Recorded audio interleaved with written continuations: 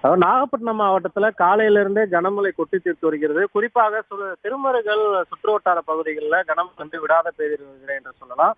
திருமருகல், திட்டச்சேரி, நடுக்கடை, அம்பல், பொறக்குடி உள்ளிட்ட பல்வேறு பகுதிகளில் கனமழை பெய்து வருவதால் அந்த பருத்தி, உளுந்து சாகுபடியில் ஈடுபட்டிருக்கக்கூடிய விவசாயிகள் கலக்கமடைந்திருக்கிறார்கள். குறிப்பாக நாகப்பட்டினம், நாகூர், கீழ்வேலூர் உள்ளிட்ட பகுதிகளில் சாரல் மழையானது பெய்து வருகிறது.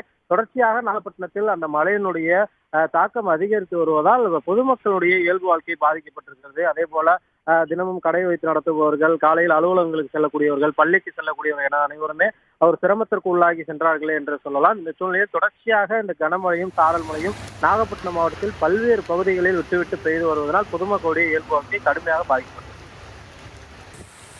விவரங்களுக்கு நன்றி சகாதேவன்.